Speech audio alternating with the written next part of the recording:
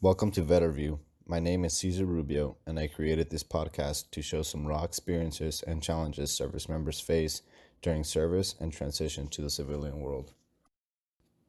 I'd not only like for us to be able to share our experiences, but offer advice to others who could be facing similar challenges and give people a different perspective and understanding to the challenges we face. All right, everybody, welcome back to another VetterView episode. This is episode 18. And I am here with my brother and Eddie Briseno. If you want to introduce yourself, man, tell the people who you are. Yeah, so my name is Eddie Briseno. I did 12 years in the glorious Marine Corps. Let's see what else. Right now, I'm currently, I got out in 2015. Right now, currently, I'm a realtor in San Diego. I was Mortar T when I was in, and I like long walks on the beach. That's pretty much it. Long, relaxing walks on the beach. Yeah, San Diego. Yeah. So, where are you originally from, man? So originally, I'm from like where I was born. Yeah, where you grew up and shit like that. Okay, so I was born in Guadalajara, Oh, damn. Mexico. And then I came to the United States when I was 7 to the Bay Area, Oakland area. And then after I moved to Sacramento, into this little city of Folsom. And that's where I went to high school at Folsom High. Okay, nice. So hmm would you say that you always thought about joining the military? And Hell, no, absolutely not. No. So I grew up very broke and mm-hmm. poor, and on government aid and all that stuff.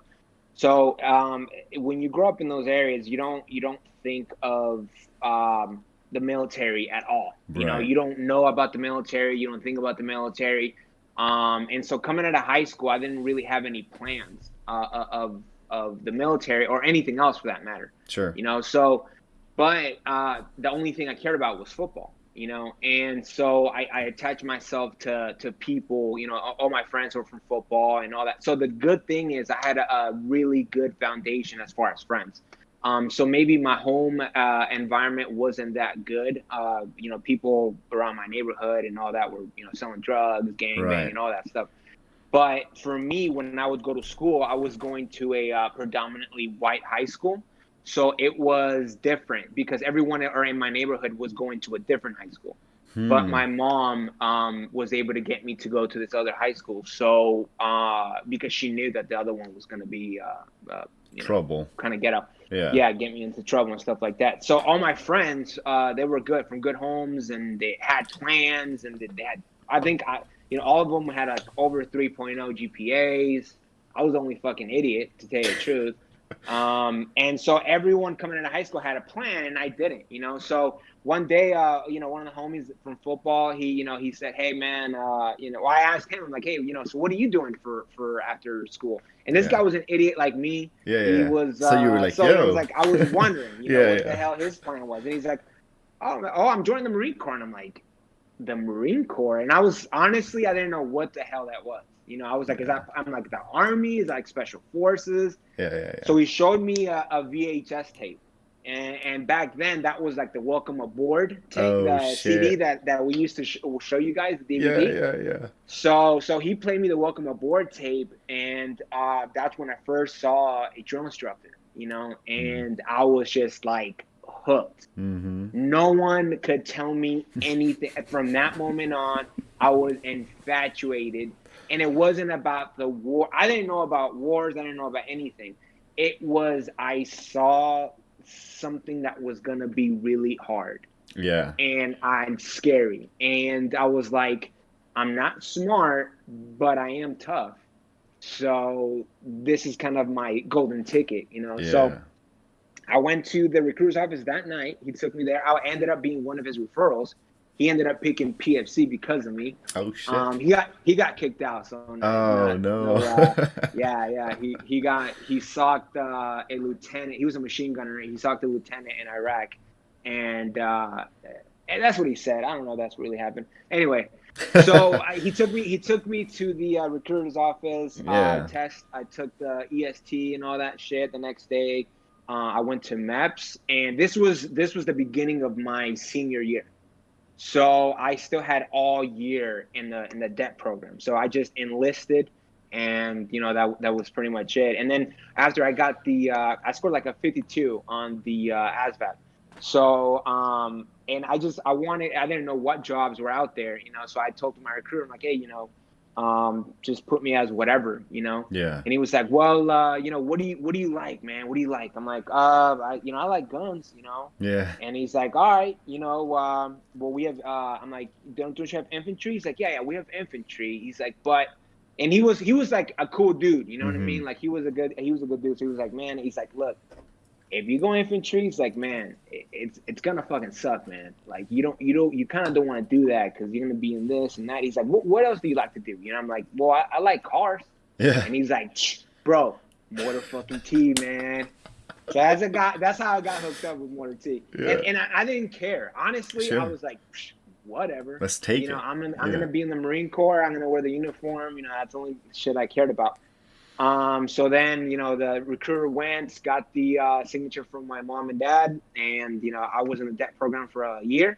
Yeah. I was the worst poolie in the world. I never showed up to any pool functions. I smoked weed up until the time I left. Damn. And so this is the story of going to boot camp is funny because so my crew picks me up. And I had this going away party. Well, my boys had a going away party, and man, I got fucked up and I smoked a little bit of weed. It wasn't like too much. I was clean before though. Yeah. But I smoked. I think I took like 2 or 3 puffs in the middle of the madness.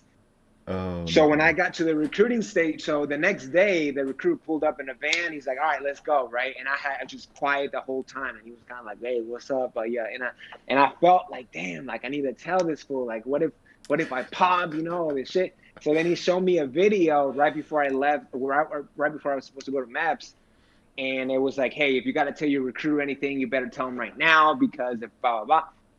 And I was like, hey, Stats Aren't Young, I got something to tell you. And then he's like, what? He's like, hey, man, I think I smoked a little bit of weed yesterday. He's like, are you fucking serious? So he chewed me out, man, and like he let me have it, dude. And then afterwards, he's like, all right, man, let's fucking go to CVS. So he takes me to CVS. We buy a handle of cranberry juice. There was some I forgot what there was some vitamins that he got me, and they're supposed to flush you out. I don't know what they're called, but they're like over the counter. Yeah. So he gave me that in a gallon of fucking water, and he's like, this gallon of water, this cranberry juice, and you're gonna be taking like a pill every fucking 6 hours. Damn. And hopefully you fucking pass. And I did. Wow. I fucking passed. Yeah. Wow. So this close to never joining the Marine Corps. Oh, dude, man, I had so many. No, I wasn't even the last time. So after when I was on boot camp leave, I smoked again. Oh my god. Yeah. You're savage, dude. Yeah, dude. I mean that's how it was. When everyone there was people smoking on the fucking barracks, bro.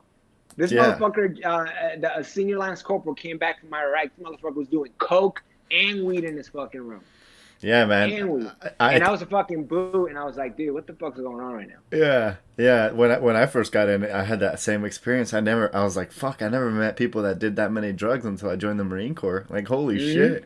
Like, motherfuckers are doing all kinds of shit. Dude, E and all that shit. This motherfucker, pop for is this 33. He was, 33. Remember that shit? LVS? LVS operator, 35, 33. I think LVSR. Do they have LVSs anymore? LVSR, is that what it is? Yeah. That long bitch. Yeah. Yeah, they have them. We just didn't have any. Yeah, division doesn't have any. So this guy, he was a 33, the LVSR operator. So he was hauling shit from like Kuwait to Iraq, and they sent him back because he fucking popped for ecstasy in Iraq. They tested you guys in Iraq? Damn. Well, no. I know for a fact this motherfucker, someone snitched. Because there's no way, I don't think anyone, randomly tests. Yeah. So he must have pissed someone off or whatever. And he was like, he tried to fight it. He went to court martial. he said that he ordered a pizza because I think he was, yeah, he was in Kuwait. He said he ordered a pizza Uh-huh. and the pizza must have been fucking laced with some Yeah. shit or whatever. Okay. Yeah, yeah, dude. Yeah, so he ended up going to, he did some break time because Oh once he shit. got, yeah, he did. It wasn't that much. I think it was like 2 or 3 weeks or something like Oh, that. okay. But when you go to court martial, at that point, once they're gonna throw the fucking book at you. You know what I Yeah, mean? if you lose, you go to the break. If you don't, then you keep all your shit and you win. We actually had some guys do that because I think they caught wind because when we first deployed, what guys did is they smoked right before we left because they knew they weren't testing when we were in country, and then the Right. second time, I guess some guys did the same thing, but command must have gotten wind of it, and they tested everybody in Kuwait before they get Mm. sent everybody Mm-hmm. else all over the CENTCOM area, and they sent back like fucking 8 or 9 dudes because they all popped for weed, I think it was. But they got smart with it. Yeah. Yeah, it'll Yeah. happen. How Hey, you how gotta do what you gotta do to yeah, get high, I guess. yeah. You gotta cheat the system, find all the loopholes. Yeah. What would you say was your Marine Corps experience, your boot camp experience when you first get in there? Like you obviously didn't have an idea, right? Nah, I had no idea. Like I said, I never went to the pool functions. I never saw the videos. The only reason that my recruiter let me off is because I was doing like 15 pull-ups, and at the time it was a lot. And I was good at PT, Yeah, so he didn't fuck with me. He was like, look, as long as you're ready, because he yeah, would call me every Saturday, like, hey, big dog. He was like some buff black dude. yeah, He's like, hey, big dog. yeah, I'm gonna need you at PT, blah blah blah. And I'm like, Staff Sergeant, we got football practice, or I would come up with some shit, or I just want to pick up, and. And so whatever, he didn't fuck with me. But in boot camp, on my way to boot camp is when I finally like started like asking him. So I was on my way to the hotel, and then from the hotel they take you to the airport, and then we fly right. out.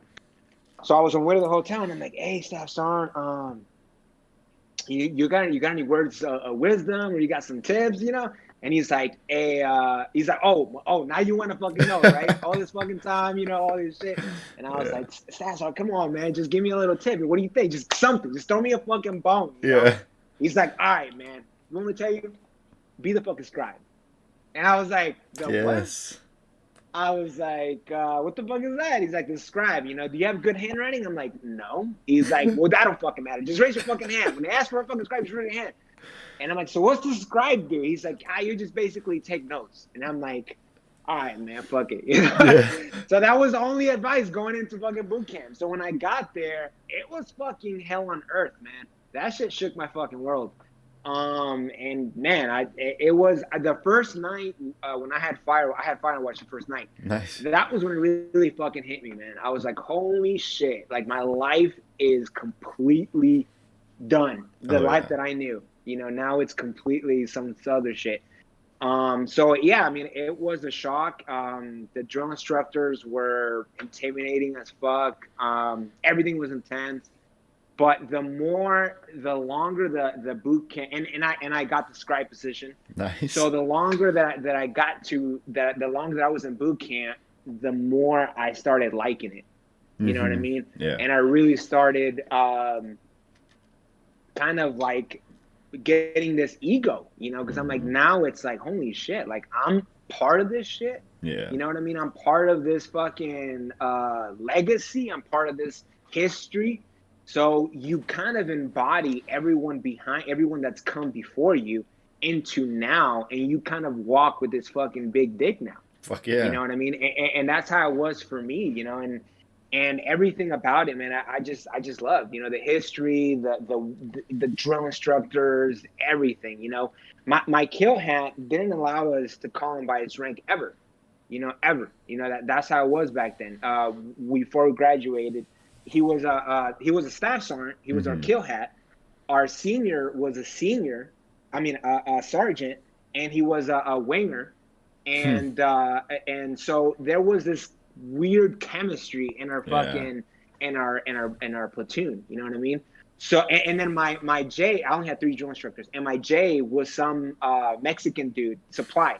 So I had a winger as a senior, and he was a Dominican dude. He was smooth. Yeah. He had a convertible. He was playing fucking Aventura. So we were fucking marching, right? And this motherfucker pull up in his fucking convertible, right? Playing Aventura. And I was in such a in my own hell at the time, right? But when I Yeah. heard Aventura, I was like, there's fucking hope, baby. There's Yeah. hope. You know what I mean? Like because I was so like, Yeah. miserable, You're but every like, single time senior pulled up with that bachata, yeah.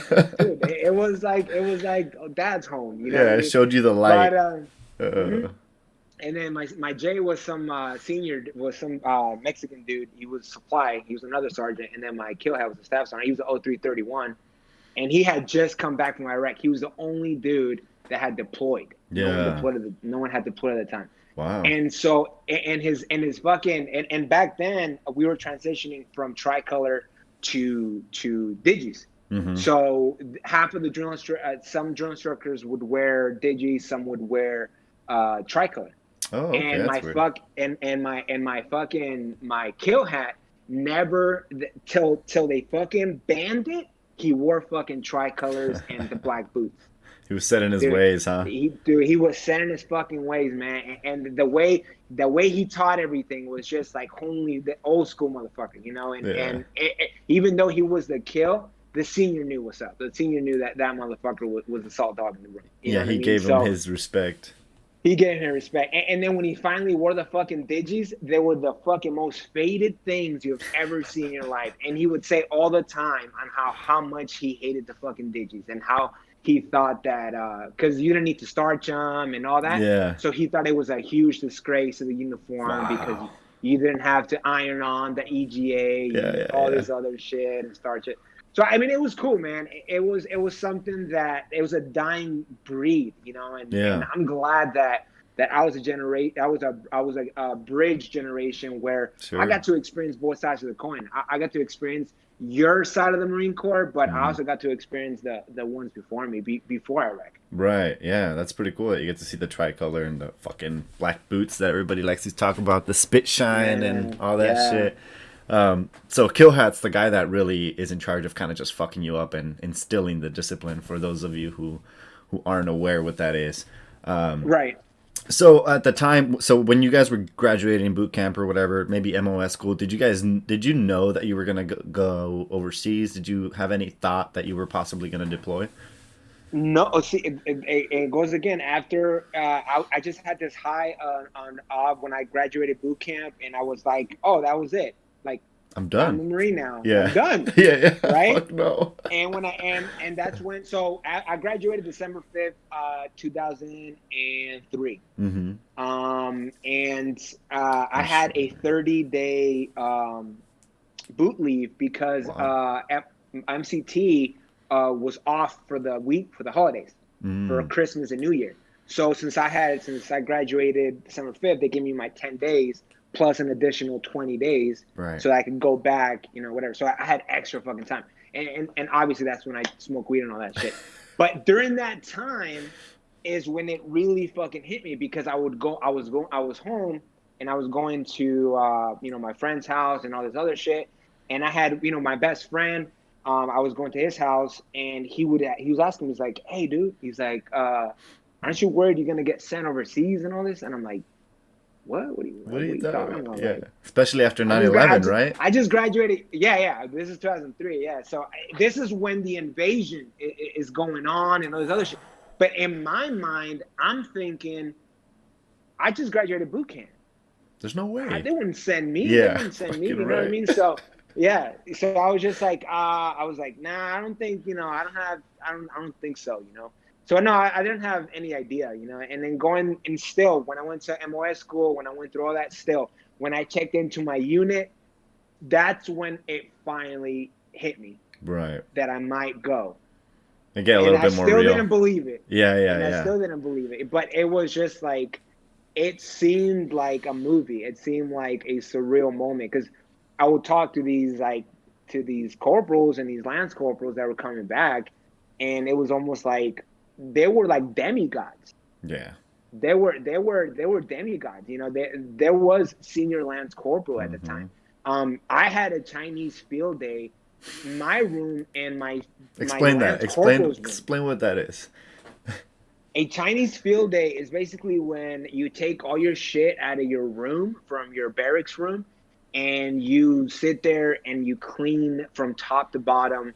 I'm talking every crevice, every crack. Wow. And then after that, you get a white glove inspection. So Marines have a white glove, and usually a corporal or a senior lance corporal would inspect your room. And the first spot they do is the fucking door little thing. And as soon as they spot dirt, you fail. Yeah. And that was an easy one. So I remember cleaning from top to bottom, taking out all my shit, cleaning all that shit, the windows, the fucking floors, all that shit. And as soon as the corporal came in, he would just slide his finger up and down the between the door and the little doorway. Yeah. And that part was just impossible to fucking clean. Impossible. Yeah. So you were it was a task that you were never going to get right. Right. And it's something that I didn't understand at the time until obviously you catch on to the tricks and everything like that. Sure. But you needed to learn how to embrace the suck, And I'm glad that I got taught that, because I mean, even when I checked in, like, it was only, so I went to Hawaii for my first duty station. Nice. 2-3. So when I first got in there, it was just 2 of us from Fort Leonard Wood that got sent to Hawaii out of the whole class. So everyone was getting their shit. They're like 29 Palms, Pendleton, and I was hoping like 29 Palms or Pendleton. Come on, baby. Close to or home. Even fucking Yuma. Yeah, dude. Yeah. So then they were like, Alvarez and Briseno, Hawaii. And I was like, you gotta be fucking shitting me, man. I was so mad. And everyone was hating on us. Right. Like, yeah. So everyone's like, dude, you lucky motherfuckers and all this shit. And I was like, you take my shit. I don't give a fuck. Fuck Hawaii. I don't want to go to Hawaii, And when we got there, as soon as we fucking checked in, we got put into some fucking corporal's room. And that automatically sent like something off, but I didn't have the balls to speak up or anything, so I was just like, whatever. But I told my boy that I was going with, I was like, hey man, this doesn't seem right. Yeah. Because now we're in this motherfucker's room. You know what I'm saying? Yeah. And now anyone can come in this bitch. Yeah. So I was just kind of concerned because I feel like I heard stories. Yeah. As soon as you check into the fleet, blah blah blah. But I was like, whatever. Maybe I'm tripping. Maybe this unit, because as soon as we came in and checked in with the duty was a Lance Corporal, and he was just kind of like eyeing us up and down. But he seemed kind of like whatever, So I was like, I thought we were good. I'm like, it's probably a good unit. Yeah. Probably a chill ass fucking unit. So I'm in there sleeping, right? And we're both sleeping. I'm in the fucking, he's in the top bunk. I'm in the bottom bunk, dude. These motherfuckers come in, and then because there was bunk beds, and then the other side was a single rack, and that's where the corporal slept, and we were sleeping in the bunk beds. So I slept in the fucking bottom, my boy slept on the top. Around like maybe 1:30, these motherfuckers come in with gas masks and ponchos and just flip our fucking mattresses, and my boy comes flying from the fucking top rack and just bam. And they start fucking with us, and they throw us into the fucking shower, and they put fucking cold water on us, and they start fucking laughing and run away. Damn. With gas, they had gas mask on and everything. They all had gas mask on. Yeah. You didn't even know who it was, huh? They didn't know who it was, dude. And they fucked with us. They made us, fucking IT us pretty much. Fucking Strado Hobbs, push us, all this shit. And at the end, they fucking threw us in the fucking shower, and that was it, And they were like, welcome to 2-3, bitch. Something like that. Welcome to 2-3. Oh, man. So that was pretty much it. That's how, that's the intro to the fleet. And after that, I was like, man, this is going to be a long 4 fucking years. At that point, I knew I wanted to get the fuck out. And I haven't even deployed or none of that shit. Yeah. And the next day, they sent us on a fucking death run. We're supposed to get 30 days to acclimatize. Yeah. White shirt, negative. Green on green, put on your shit, let's go. Damn. My stop sign ran us in the fucking dirt, then checked in fucking alphas. It just continued. I think I lost my fucking piss cover, so I had to check in garrison, and that was fucking Oh negative. no. Yeah, man. Marine Corps shit. It was just it was a hot landing to say the Yeah, least. definitely. It sounds like it was a very hot landing for sure. Yeah, yeah, man. Yeah, I So remember first checking into 29 Palms at the main gate, and the dude was like, "Welcome to 29 Palms. Get ready to get hazed." And he stamps my shit, and he's like, "Go to your unit." And I was like, "Fuck, dude." I was like, "Here we go." Um, yeah. so obviously you go through all your shit, you get through your welcoming into 2-3. Um, when do you find out that you're going to be deploying? I would I think about 6 months after I got there, they started standing up a detachment. And because in Hawaii, the way that it worked, there was detachments. It wasn't necessarily, and you got to go as a unit, but you got augmentations from different people. Oh, Because it was a hot fill. The way that they were rotating, and you're talking about brass stuff where the rotations of units and all that stuff come into play. But Hawaii units, Third Marine Division, we had zero to no fucking respect. Especially, we couldn't even get into Iraq. It was wow, harder to get in Iraq. People that were going to Iraq had to augment 2 units here or in Pendleton in wow. order to go. You know what I mean? So Why is that? it was one of those things that only the cool kids got to deploy. You know what I Yeah. mean? And we finally got a spot. We couldn't even go to Iraq. We had to go to Afghanistan. So we went to Afghanistan in '05. So we were the second, probably, I think we were the second Marine infantry unit to touch base where we were at, In Afghanistan. which was Jalalabad Airfield. That's where our fob was. I think it turned into Leatherneck afterwards, but Oh, okay. we were the first ones that got there, set up the airstrips, set up the fob, set up the command center, everything like that. And from there, we spread out into different fobs. We started pushing outwards once we landed in Jalalabad. But yeah, so probably 6 months to 8 months, we got a detachment going.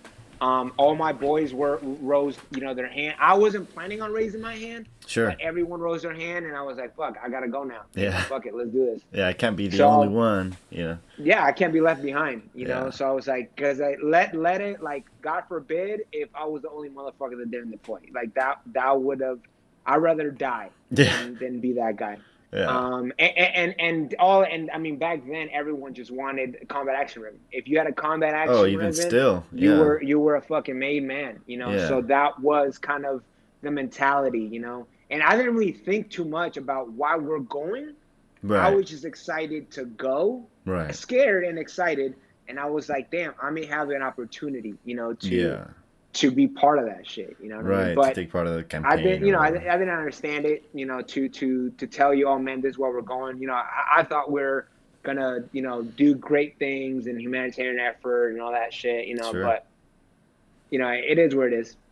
Before we dive into your Afghan deployment, I gotta piss, so we'll be right back. Okay. Yeah. Let me pause Okay. this. Bam. So you had about 6 months in.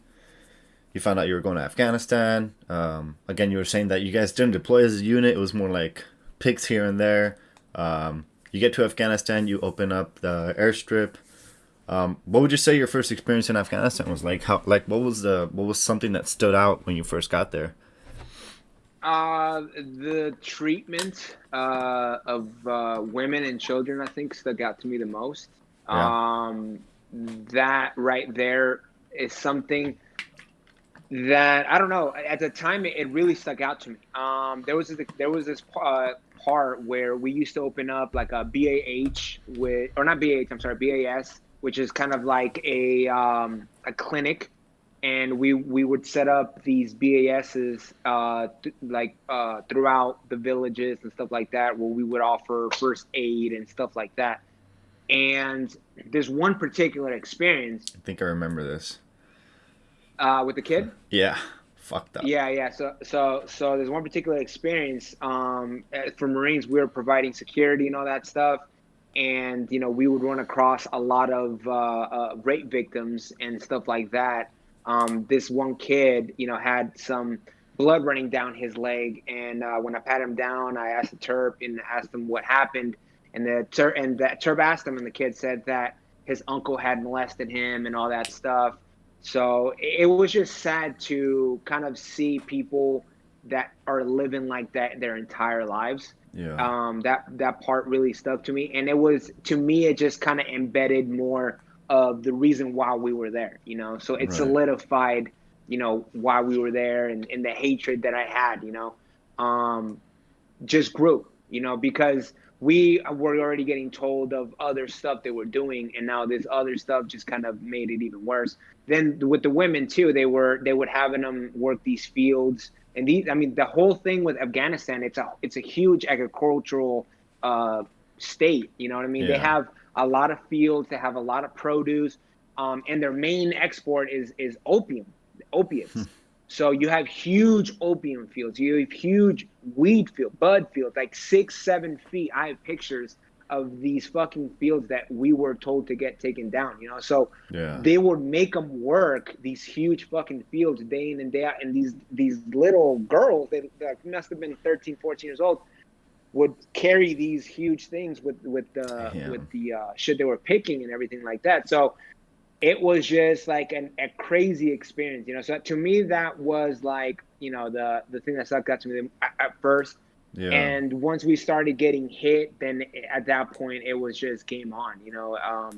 I didn't feel, I didn't feel anything at that point. As far as when we had a chance to shoot back or plan an attack, or when we did raids, how the way we would treat they weren't POWs, but they were detainees. Right.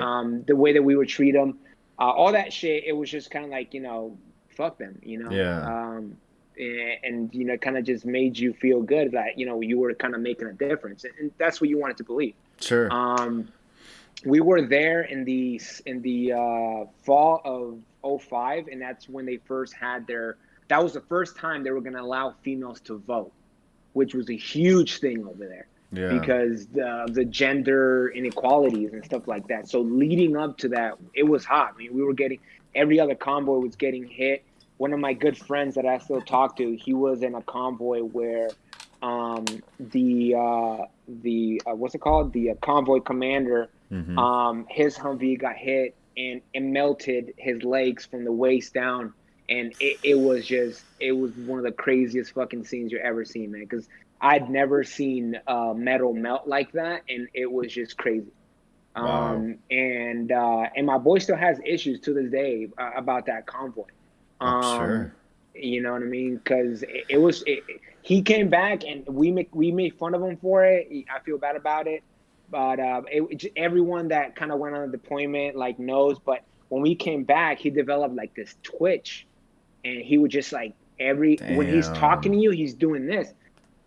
And, we kind of just felt like we were just making fun of him at the time. But now looking back, you're like, dude, damn, that must have fucked him up. That's how much it fucked him up, Yeah. But he was the kind of guy that never talked about it. Right. He's one of the guys that he was just he felt bad because I was one of his good friends. And he went through that grieving process and all that stuff. But at the end of the day, he just didn't want to show that really affected him, and he kept on going out. After that, after he got hit, since nothing happened to him, he kept on going out. That he was out on the next fucking convoy. Yeah. So it was a lot, and to tell you the truth, they didn't need to on that particular day. They didn't need to go. The only reason they went is because the BC, which is the battalion commander, this is a lieutenant colonel rank. This motherfucker was an idiot.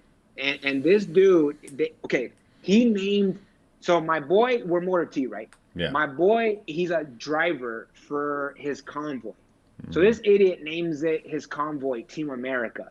So you could just imagine the fucking mentality that he had. Yeah. So his whole time when we were in Afghanistan, I'm not going to lie to you, he would take these boys out at least 3 to 4 times a week. And when he didn't, he would go and just stay out there for 2 weeks. He was wanting a fucking firefight. He wanted to get that shit. He wanted that shit. And every single time we got action somewhere, He was the first motherfucker there, dude. Wow. Oh, you're aware? Oh, you got hit? Oh, let's go over there. And we would go out there and patrol and tear down the fucking city looking for no one because Just trying these to pick a motherfuckers don't fight. even live there. Yeah. And Yeah. that's the reason why, in my opinion, why he got hit that time. Because he would just he would go through the same fucking routes every time. So people already knew. If this motherfucker was going down. It's literally what you get taught before you go over there. It's like, don't set don't set a fucking a routine. Like, change your pattern. Like, don't go down the same way. Don't go down at the same time. Go out different days. Like, change your shit up often. And this is the BC. Who's gonna tell me? He was lit. We were in the fog. The BC is God. Yeah, of course, God. Of course. There's nobody above him. Say all, end all. I mean, good luck trying to go above him. You know, so no one was saying shit. That's so no one had the balls to say shit, dude. It was, and then to top it off, when I got there, we got put in QRF. Mm-hmm. Quick reaction force. And quick reaction force, which is another way to say like it's you're like these little fucking security guards, you know. Yeah. And it's a fucking haze fest the whole fucking time. Because as soon as we got there, we were the only ones making fucking sandbags. And so we had different fucking QRF platoons, right? These motherfuckers were having competitions on whose Marines could build the most sandbags without water. Wow. Without fucking water. In Afghanistan. And my boy was a fucking heat casualty. He was already prone to it because he already had like another heat casualty back in the States. So you know once that happens, you're prone to it. Yeah. This motherfucker was heat casualty again because this motherfucker wanted to have a contact. And then the corpsman was the only motherfucker that stood up to him. And dude, that corpsman was a fucking G. He stood up to the staff sergeant, and the staff sergeant got in his fucking face, and he was like, "Hey, Marines, don't stop fucking digging right now. I'm telling you right." And if someone wants to, say something, but that's how brainwashed you are in the Marine Corps, that you don't even have the common sense to be like, I'm not going to dig the sandbag. Because to tell you the truth, I was still digging. Of course. I was still digging. Of course. Because the staff sergeant's telling you to dig. But looking back, you're like, dude, that was the stupidest shit I've ever fucking done. Why? Yeah. We're already in a combat zone. Yeah. You're putting Marines in unnecessary fucking danger for fatigue. You're fucking. How do you want your QRF to be like actually combat effective and ready to go when you're making them fucking just stack sandbags? Yeah, either your working party, sandbags, or watch, or your little fucking 6 hours of fucking sleep. Jeez. You know what I mean? It was, and that's how. And then finally, I was like, you know what? I talked to my platoon sergeant. I was like, hey man, I gotta get the fuck out of here, dude. So that's when he sent me a little up north, and I became part of weapons company, and that's when I started driving for a CAT team. Mm-hmm. And CAT team, I think, stands for what? Combined Anti-Armed, something like that. Something. We had CAT teams too. Basically, a CAT team is like a heavily mobile armored weapons convoy, and what they do is they escort people back and forth. So we were escorting line companies in and out of certain spots of patrol bases and hot spots and shit like that. That was the coolest shit I did in Afghanistan. That's when we did the raids. That's when we got hit, but it wasn't. We weren't fucking scared. We got hit, and it was whatever. And that's when I really saw how effective the Marines are in combat. Right. How effective. Let me rephrase that. I really witnessed how effective Marine Corps infantry is in combat. Yeah. Which was a work of fucking art. Yeah. I've never in my life have seen 18-year-old idiots act so fucking efficiently. Yeah. Because I was part of 81s. It was mortars. Mm-hmm. So I was driving mortars around, and we would go do everything together. Patrol together. We go out and for 2 weeks at a time. So I knew these guys. Right. And dude, these guys were the biggest fucking idiots ever. They're a bunch of fucking frat boys. Yeah. But as soon as we got contact, they turned into some fucking Spartan. Yeah. That just knew instinctively what to do, and without fucking fear. Yeah. Without fear. It's that fucking training, dude. Yeah. Yeah. And because with mortars you got to do math. Oh Okay, yeah. Yeah. it's not just hey we got hit. Okay, just no. You Yeah. got to do math. You got to do estimations. Yeah. For you got to think about it like this. In Afghanistan, it's a bunch of fucking mountains. So when we got hit, we're in these little fucking donkey roads. So we got hit. We had to back up or pull forward depending on who got hit. Yeah. And at that point, we're running up to the hills. The mortarmen are running up to the hill to set up their fucking little shit. Yeah. They need to be in the state of mind of we're still getting small arms. Yeah. I need to set up the fucking tube, Do some and I'm fucking doing math. calculations. Yeah. I mean, this is all happening. But the thing that amazed me is there was no hesitation. Yeah. In complete disregard for their own safety, for sure. Because they were sitting there, blah, blah, blah, blah, blah, like nothing. Fuck. Like it was just another day in the park. Yeah. And that to me was really the part that stuck out. And after the first firefight, when I witnessed what we could do, that's when I think I got to that next level. Did you gain that confidence? Career. Is that what it was? Yeah, it was a confidence, and it was a knowing that we're the best team out here. Yeah. That anything can happen and will happen. Mm-hmm. But to know, and I hate to compare it to football, but to know that you're the most prepared, to know that you've done the work, it brings a sense of confidence to you that's unlike anything, because you see your opponent. Right. And like I said, it was no longer a feeling of a human. This was this was the target. Right. And we just saw the displacement. I mean, we could crush these motherfuckers whenever we wanted to. We were playing with them. Yeah. We were playing with them the whole time. The first time I saw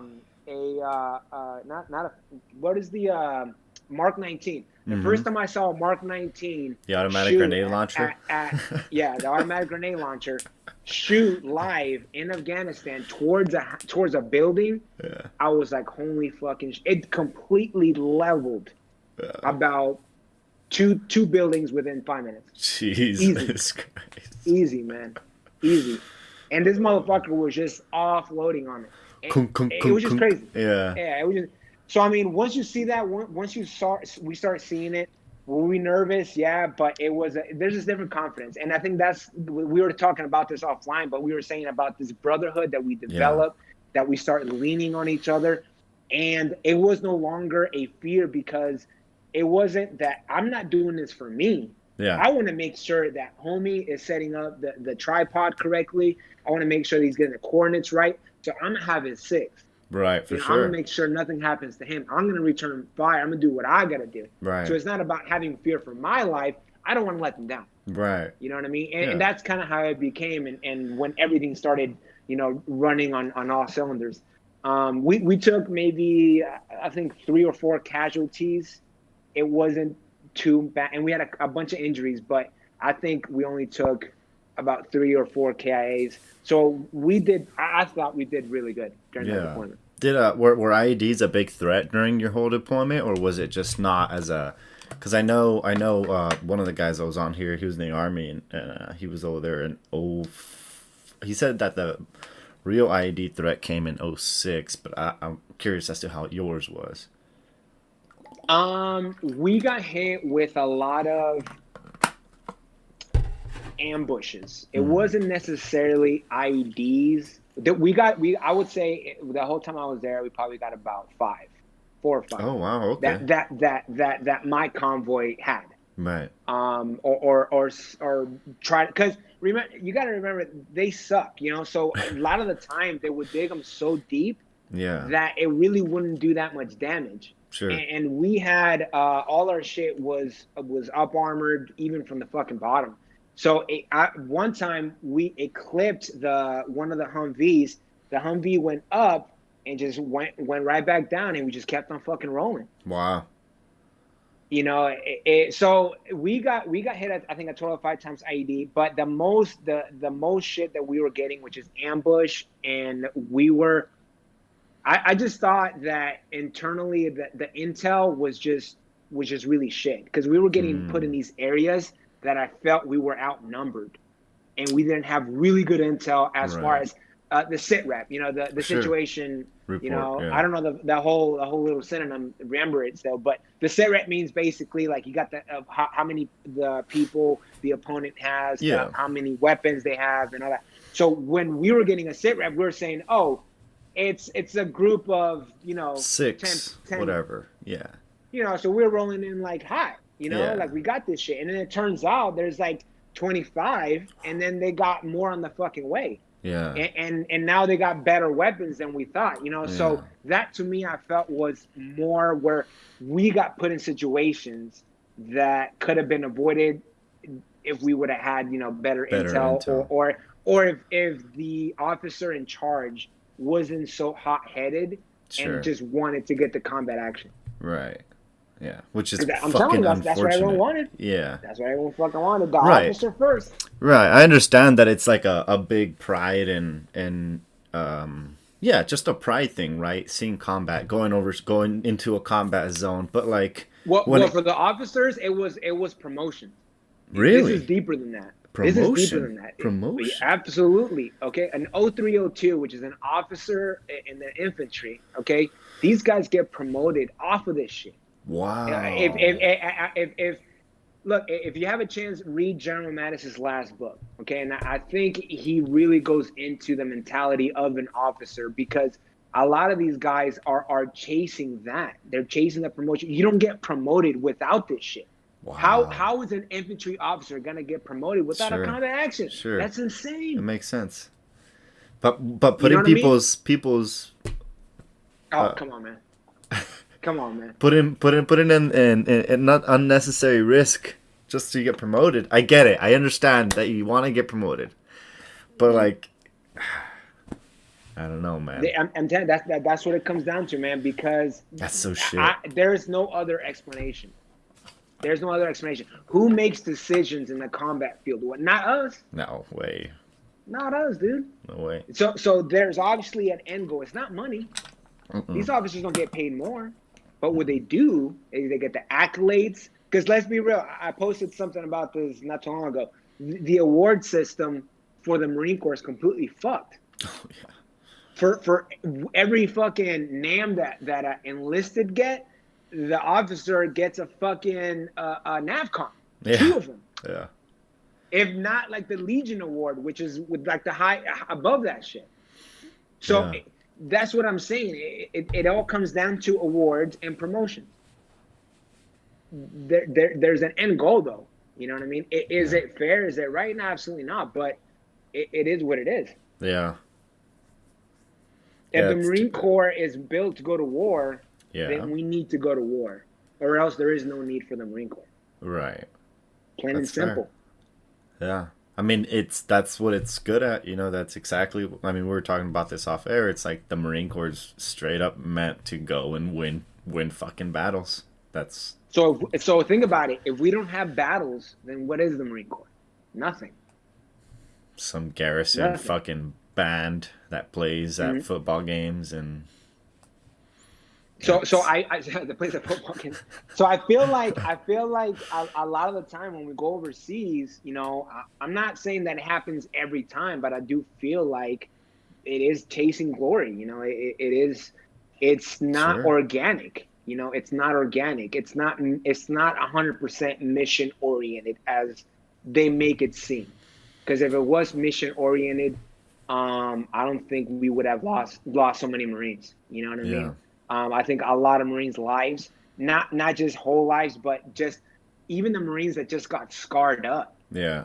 That's a bigger number than the ones who lost. Right. And so imagine that when you put those two numbers together, the impact, and I think at least 50% of that could have been avoided with better leadership. Yeah. Yeah. I think it's put into every Marine's mind, whether it be officers or enlisted, and I know some people chase it more than others, but like they read you all these fucking Medal of Honor. I mean, we have those bitches everywhere. This guy did all this shit. He fucking was under fire and fucking rescued fucking 15 Marines from under heavy fucking small arms fire and rocket propelled grenades, and he did all this. So look up to this. Like, this is good shit. So you might. That's a standard. This is this is our level. This is the type of shit we're looking for. Like, you know. So can you imagine that? And an 18-year-old dude. Oh yeah. Because you got to remember, an 18-year-old male is a very impressionable kid. Oh yeah. And once we get told that, you know, we turn into something else. You know, and I don't discredit any Medal of Honor recipient any person that's gotten an award.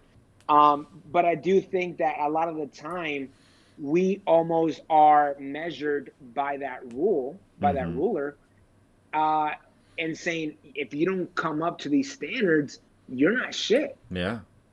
Or not, maybe you're not shit, but you're not a real Marine. Right. Or you're not a warrior, or you didn't do the real shit. Which is whatever. Which is what that chest resume. What we count. Yeah, which is what the chest resume counts more than what's on the shoulder or on the collar, honestly. Because if you see a senior lance with a fucking stack, Purple Heart, a car, fucking all that shit, and you see a sergeant with 3 or 4 ribbons, what are you thinking? You know, like, obviously this lance has way more actual Marine Corps experience than this sergeant who's been fucking stateside his whole enlistment. It's and I understand because and there is that is right to a certain degree. Yeah. But what I'm saying is to let it happen organically and to not do it unnecessarily, because that's the only way that we can give these ribbons the value that in the medals, the value that they deserve. If we go chase after it, it takes away from that Medal of Honor. Yeah. It takes away from that because the people that have gotten it before you, they weren't looking for that. The people that did get the Medal of Honor, they weren't looking to be heroes. It just fucking happened. They were in a situation that had to be acted upon. Yeah. When I was a Lance Corporal, a sergeant of mine, he retired already. Gunnery Sergeant Rodriguez Chavez, he got the Navy Star alongside Dakota Meyer. Wow. And when he got his Medal of Honor, he was Dakota Meyer's driver. No shit. In that firefight, and he was my sergeant. He got the Navy Cross, and that's a whole nother thing, man. That I can get into, man, because in my opinion, he should have got a Medal of Honor alongside Dakota Meyer. I mean, if he was right there with him, right? If he risked his life the same time that Dakota did, then he should have. And he returned fire. He did everything. The only thing that they're saying that Dakota Meyer was the one that pulled the people into the truck. Yeah. But he was covering Dakota Meyer, right? But he was covering Dakota Meyer. Bro. What I'm saying is one doesn't happen without the other. It doesn't. That's all I'm saying. He would have been smoked. Yeah. So for me, this goes into a whole nother thing, but it becomes a race issue, to tell you the truth. To tell you the fucking truth, it becomes a race issue because Gunny Rodriguez Chavez is an immigrant. He's some Mexican dude. Yeah. And to me, I feel like a lot of these Medal of Honor recipients, they want him to be this crisp. What happened with Sergeant Peralta? Another issue of a Navy Cross that should have been a Medal of Honor. Sergeant Peralta literally dove on top of a fucking grenade to save 3 Marines' lives in Iraq. Wow. And during Phantom Fury. He has a fucking ship named after him. But he couldn't get a Medal of Honor. And I'm not talking about like a fucking fisherman. I'm talking about a fucking carrier. Yeah. Did he end up making it through that or no? He didn't make it through that? No. He passed away. Yeah, he got taken out. I mean, he landed on the fucking grenade. He took the blunt of it. He died. Yeah. Because they said he wasn't completely coherent. Oh, they pull that. It's crazy. See dude, that's the shit. Because I guarantee you, if his name would have been Steve Smith, that motherfucker would have got a Medal of Honor. I hate to say it. Do you really think so? You really think so? Dude, explain to me, man. I really want to know, because that's the only why would you not give the Marine a medal? He died. He literally did what we got told at boot camp to do. Yeah. Every They put Marine it at in the boot camp. scripts. They put it in every award that he put his Marines' lives over himself. You know, that's what usually ends with most of these awards. And they died. Damn. And they died. You know what I mean? So there's different instances, man, that now I look at it. And the reason I'm so so much into this, I did a paper when I was in college, and it made me just look into this shit so much more deeply. And I was like, holy shit, man, it's not fair, man. That's not equality. You know, Yeah. we're not all getting measured by the same shit. You know, and like the fact that he's an immigrant, the fact that these two Marines are immigrants, even makes it that much better in my eyes. Yeah. In my eyes, Because it's like somebody for who's not. someone, Yeah. there's actual people that this is their country, and they wouldn't have the balls to do half of this shit. Yeah. To even fucking join the Marine Corps. Mm-hmm. So to me, the fact they're an immigrant is the American dream. Yeah. Is who you want to put on the front, because this is what America is. That's but yeah. It's not user friendly. No. You know what I mean? It's better to put Dakota Meyer in the billboards. You think it's because it doesn't fit the poster? He doesn't fit the poster. He was a young white dude who was well spoken. He was well loved. Gunny Rodriguez Chavez was an older Marine who was on his way out, and he had and you know, I don't want to put any of his business out there. So it's like he didn't want, at that point, he was done with the Marine Corps. Yeah. You know, they offered him another rank and all that stuff, but he didn't go through with it for his own personal reasons. Sure. And I think that speaks to that. Yeah. Because to be a warrior like he was, and I know him before any of that stuff, and he's always been the same person. Yeah. And I asked, and I've talked to him. I'm his friend on Facebook and stuff. Damn. I talk to him all the time. You get him on here, dude. Yeah, I can get him on here. I can get him on here. And it's one of those things that it's like, man, he got out when you would think a guy like that would go all the way. He was so gun, man. Like he was the kind of guy that he would wake up and PT you on a Saturday. Damn. He was about it. You know what I mean? And he was, but at the same time, he would be PTing the next day, fucking, or later on that day, he's gonna crack open a fucking Modelo and then just fucking do some carne asada with you. Nice. And he was just that guy, man. Yeah. He was just that guy. You know, very intense, but he was very fucking fair. And he's one of those dudes that. It's the type of people whatever you need. you asked him. Yeah, it's the type of people that you need in the Marine Corps. Not just those fuckers that would just ask everything from you and then not really give you any sort of appreciation, which is a common thing. Yeah, and you know, he has this leadership about him, but he's not going to kiss your ass. And I think that's one of the things that it hurts a lot of guys. If they're not willing to do the politics, it hurts them. You know what I mean? Which it shouldn't, but you know, ultimately it does. Yeah. That's fucking insane, dude. It's crazy. I didn't even know. That's how little, like, I guess it's spoken about that dude that he was putting down fire while Dakota Meyer was, because I just know Dakota Meyer's story. I don't even know his story, which is crazy. Yeah. And not to take anything away from Dakota Meyer, like, fuck, you did your part too. No, absolutely. Like, absolutely. you fucking put yourself. I'm not saying he shouldn't get it. Right. Both of them. Yeah.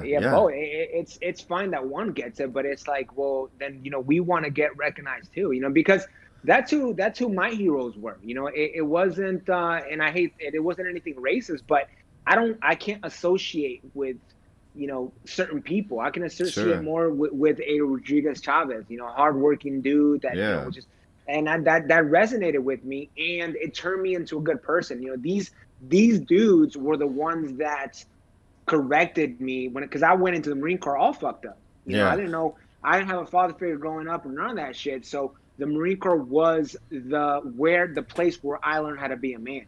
Right. And these were the people that were teaching me. The Rodriguez Chavez's, you know, the Peraltas, you know, these type of Marines were the ones that I was getting influenced by and being like, okay, do that. Right. You know, that's the kind of Marine that I want to be.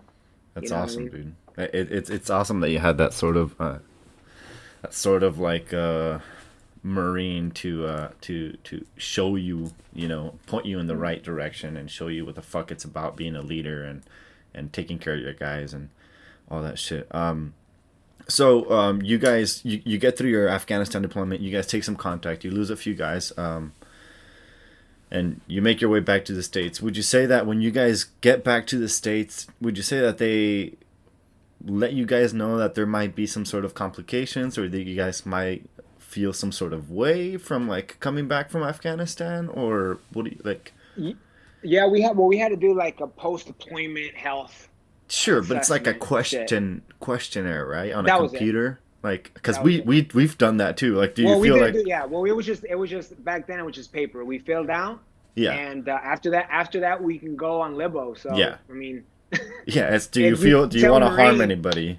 No. Do yeah, you want to and harm if you tell a yourself? Marine, hey, fill this out, and then you're gonna go on libo, he's not gonna pay a lot of attention to it. So we were just like, no, if it's gonna keep me after work, no, no, no, no. So that's all we did, Yeah, yeah, And after that, we just went drinking, yeah. and and that's I would say that's where the problems began, because after that deployment is when I really started drinking. That's when the drinking really became prevalent, because in high school, I was smoking more than anything. I was Yeah, a big pothead. I didn't drink that much, mostly because I was an athlete, sure. and I couldn't fucking drink because I would be too hungover and shit, so I would just Yeah, smoke. But after the Afghanistan deployment is when I really just, went to town. But I didn't think much of it because I was with my friends and we were going everybody. out, Yeah, and so I wasn't thinking too much of why. I was just kind of like, as long as I'm feeling good during this time, yeah, um, I'm fine with it, and that was cool. And since it was so acceptable, it was like, oh, off work, gotta get the 30 rack. And I mean, we were dude, getting 30 same. racks, Yeah, you know what I mean? And we were, doing all fucking nighters, and then especially you go to Okinawa and shit like that, it's even fucking worse if you go to Oki. I've heard. Because if you get a hurricane warning and all that shit, you're in the fucking you're in the barracks for 2 fucking days straight. Yeah, And what do you think you're doing with no fucking electricity? Pounding fucking beer.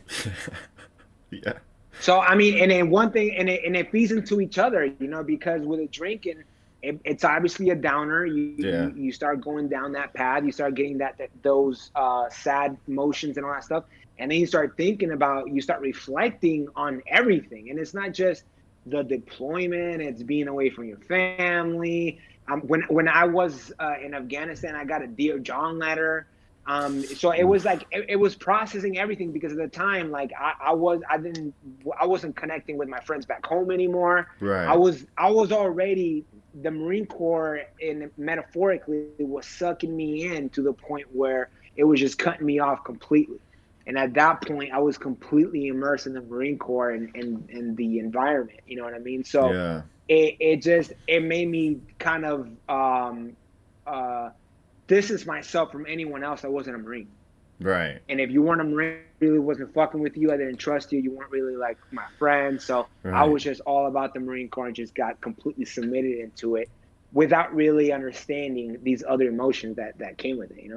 Would you say that you started seeing like aspects of mental health after the first deployment from either yourself or people around you? Yeah, yeah. It was just, we were more careless. And after that, I mean, we were definitely more careless about everything we did. It was more of a tense environment. I could just tell, people were more, I could tell myself, I was just getting angry more often. Yeah. And it was just shit that you pushed in the back of your head. Mm-hmm. I would have recurring dreams all the time and just never tell people, because we were to go on another deployment, and if you said that you had anything, you weren't going to go on that deployment. So Yeah. even though I started seeing signs, I didn't want to believe it, Sure. and just kind of blocked it out. I tried to block it out. I was just partying away and then go on a deployment and sober up for the deployment, come back, get fucked up again, and Yeah. it just back and forth. It just back and forth. So, did you end up deploying again with 2-3? No, I came to Camp Pendleton, Mm-hmm. and then I ended up going to 2-5. I ended up deploying with 2-5. Okay, and where did you end up going on that deployment? For that one, we were on a MEU, 31st MEU, Okay. and we actually did the humanitarian effort for Hurricane. I forgot some fucking. It was back in 2011. There was a meltdown in some nuclear plant in Was Japan, it and Japan? there was like, Yeah, yeah, and there was this fucking tsunami. That's what it was. yeah. It The wasn't a hurricane. It tsunami. was something tsunami. So we did a humanitarian effort for that, where we provided aid for Japan and shit like that, and we also went to a couple other countries like Thailand and shit like that. Yeah, that's a whole different aspect of deployment. Oh, That's like a whole different side of the whole Marine Corps. yeah, and it was cool. That side was I was already well by that time I was a platoon sergeant, so Oh, okay. I was sergeant in 2-5, and that's when I came into my own. I really like. I started dealing with my demons better. I had them under control a little bit better, and was going to all the courses, getting promoted. Yeah. So it was good. I was the head dude in charge, and in Oki during that whole deployment, man, it was just me and the guys, and even the lieutenant that went with us, he was boot to me at the time too. Nice. And he understood that, and he would ask me for guidance, and I was thrilled to be having to help a lieutenant. We became Right. pretty close, and he taught me a lot about the officer side that I didn't fucking know and how it worked. And he was an infantry officer, but because there were so many infantry officers in the battalion, Yeah. they needed to put him somewhere else. So they had him as the OIC for the other team, Yeah. which was cool. We liked having him, man. He was a good dude. Nice. It's awesome. How was the humanitarian effort in Japan? If you remember. It we did it was because after the hurricane or the tsunami happened, there was a lot of devastation, Mm. buildings and everything where I mean there was completely destroyed. The whole city was completely destroyed. So there was a lot of bodies and dogs in Jeez. the fucking street and people needing water. So we just did everything, whether it's water, whether it's first aid, whether it's food, whether it's providing guard for some kind of building that Right. may have nuclear waste and all Right. that Right. shit. And so I got to see a different aspect, of it. And it was cool. It was fun. And then after that, we also trained different military. So we trained the Thailand Marines, and we went to Malaysia as well, trained with them.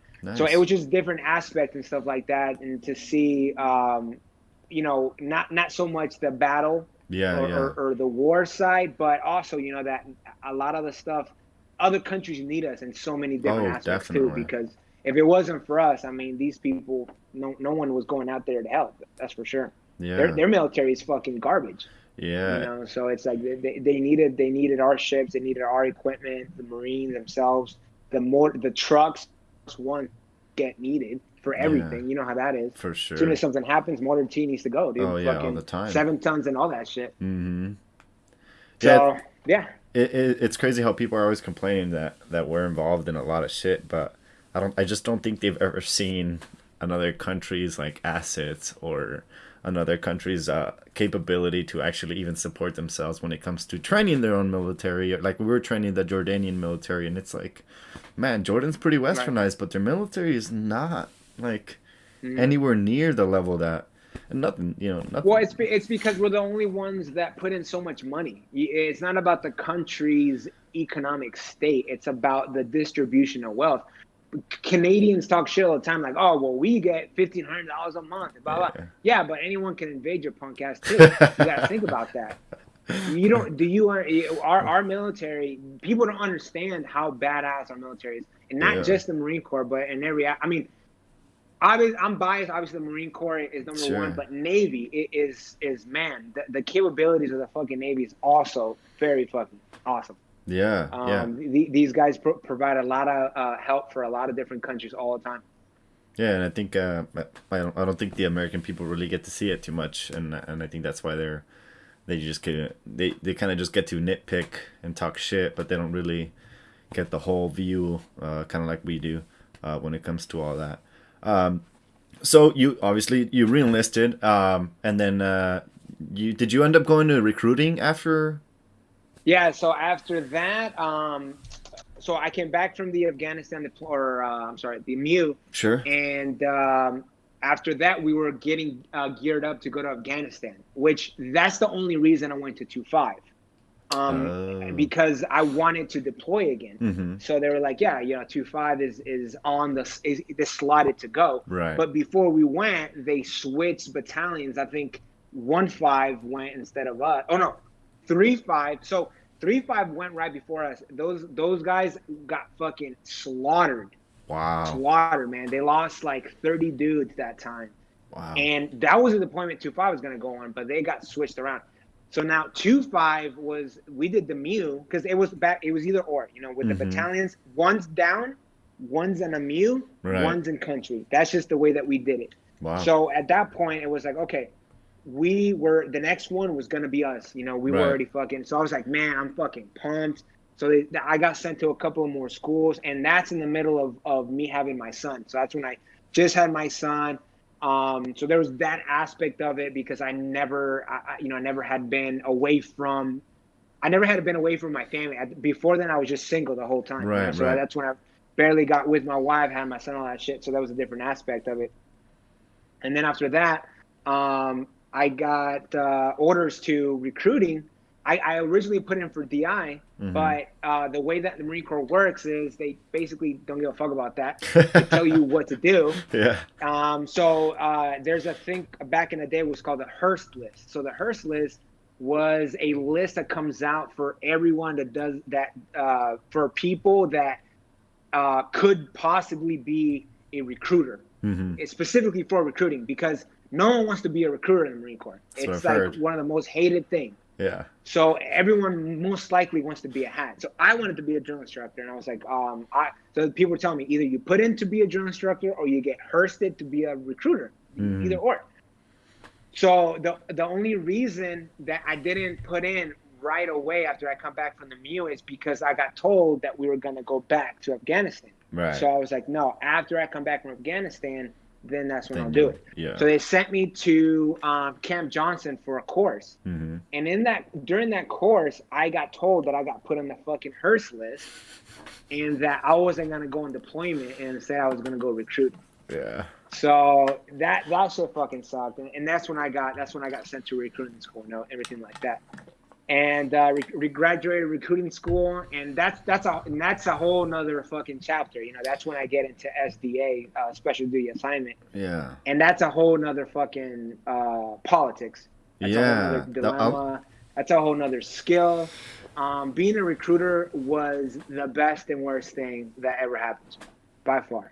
And why? Why do you say that? It gave me a lot of skill, but it was at a heavy fucking price. It was at a heavy price. I'm glad I did it. I'm glad that I went through it. So many fucking lessons, a lot of disappointments, a lot of letdowns with the Marine Corps, with higher ups, with friends, transitioning. That to me, I also associate that with the recruiting aspect of it because my transition, it was infused. You know what I mean? I was a recruiter here in San Diego, and coming out of it, it was a crazy ass transition. It was a crazy ass B-billet. I like I said, I love that I did it for different ways.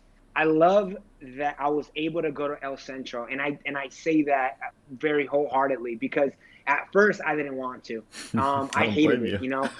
When I got told, hey, you're going to El Centro, I was like, are you fucking? Because first they tell you you're going to go to you're going to go to RS San Diego. Yeah. And I'm like, oh, sweet, I'm going to go to RS San Diego. So, but within RS San Diego, it's all these different offices. But I was like, fuck it. As long as it's in the San Diego County, I am good. Yeah.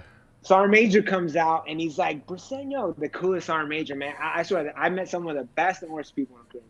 This sergeant major, particularly, man, was the shit. I wish I remember the dude's name. Like I said, I smoke now, so a lot of shit I forget. God, yeah. So the sergeant major was like, Briseno, Sergeant Briseno, how you doing, man? So cool. I never met a sergeant major that talked like that. He was, hey, man, what's up, blah, blah. But he was already 3 years in recruiting.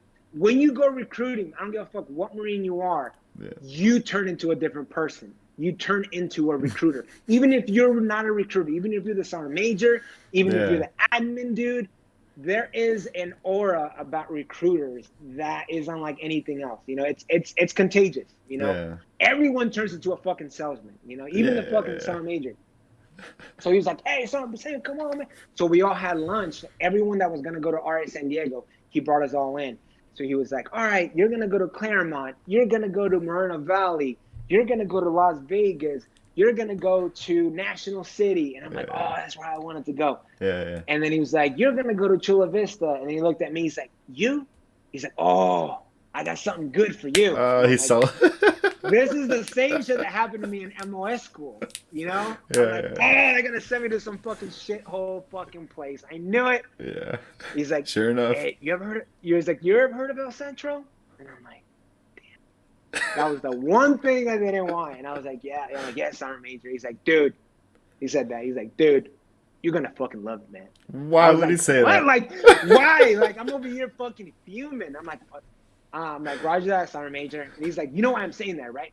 And I'm like, negative, Sergeant Major. He's like, dude, you're going to be the fucking mayor, dude. You're going to be the fucking mayor of that town. I love that place. Every single time I go, blah, blah, blah. So he started telling me these stories and all this shit. And I didn't want to believe it, but I was like, all right, man, whatever, you know? So I check in, and that's when I first meet Carreño. That's when I meet, that was, for the viewers out there, Gunny Carreño now. I met Sergeant Carreño at the time. Mm-hmm. He was the other recruiter that I was stationed with in El Centro. It was a 2-man station. And when I first met Carreño, I opened the door. I walk in because at first I didn't know what the fuck the office was. It was so fucking high. There was nothing near except a Home Depot. And I'm like, dude, this is gonna be my fucking office. I was next to a fucking America's Tires and a Golden Corral. Yeah. Okay? Just to give you a point of fucking reference of where the fuck I was at. I walked in and Carreño has this fucking smile and look like he's got Christmas.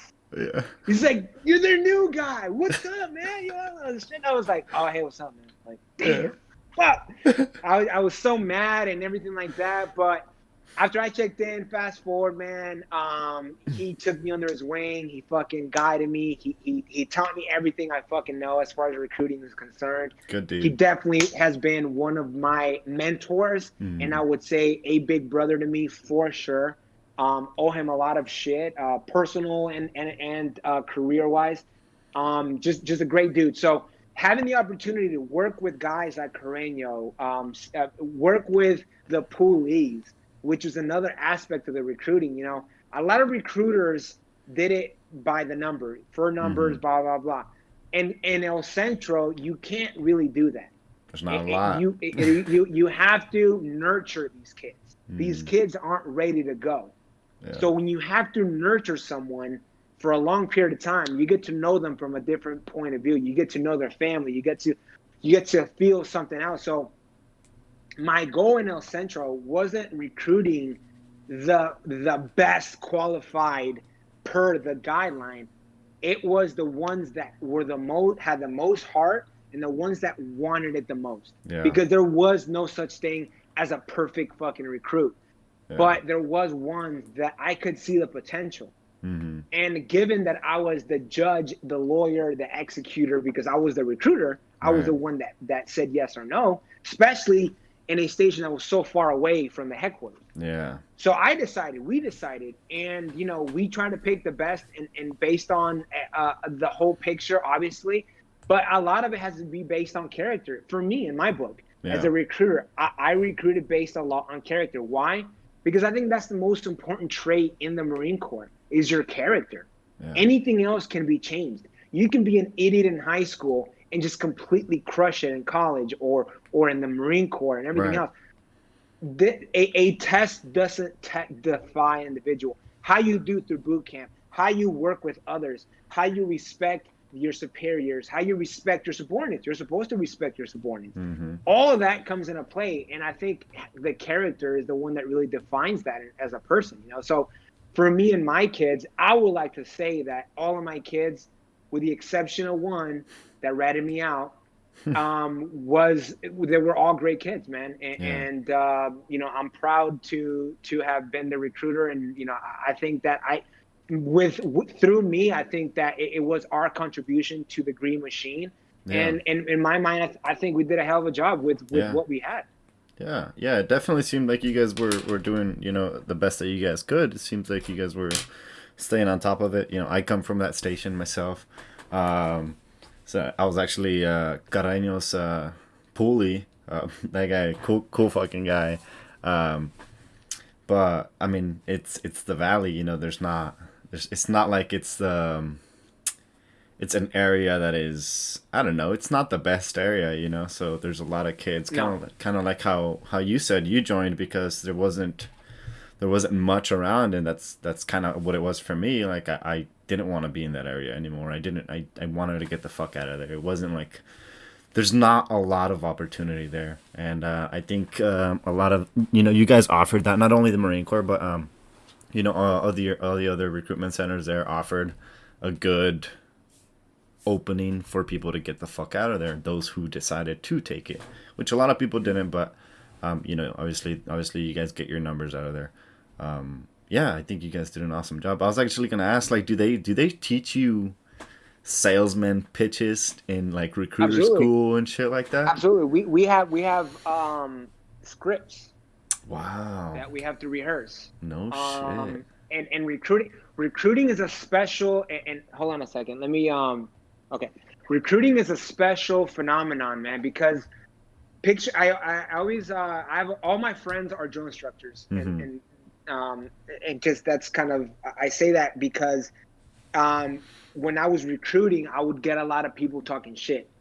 My drill instructor buddies, right? Oh, right. You're a recruiter, blah, blah, blah, because us hats and, So in the Marine Corps, for the viewers, and kind of to paint a picture here, the recruiter and drill instructor, it's like the yin and the yang. They're bipolar opposites, but you need one you can't have one without the other. Right. They're a perfect fucking marriage. But the thing about recruiting, and why I feel like it's a much harder billet than being a drill instructor, and one thing I always told my drill instructor buddies is, as a drill instructor, you're teaching the basics. Yeah. You're teaching the basics that you've learned for at least 4 years before you went in there. You're teaching it to a bunch of fucking impressionable, scared 18-year-old kids that have no other choice but to follow what you say. Yeah. And you're teaching it in a controlled environment where at one snap of a finger, drill instructors rush in and beat the motherfucker's ass if they do something. Yeah. So in that aspect, I think a recruiter is so much more difficult. It's a hostile environment everywhere we fucking went. For every single thank you for your service, we got the same amount of bad stares. We got the same amount of parents cussing us out because we're calling them. We got the same amount of parents that were telling us, if you call my son again, I'm gonna call the school and get this number off the list, and don't ever call. My son's never gonna join the Marine Corps. I mean, we got hung up on, we got cursed at, whatever. And not just from parents, from teachers, from brothers and sisters, from girlfriends, from husbands and wives, from the kids themselves. Imagine being a fucking war hero in your own head, right? Yeah. That's what every Marine is.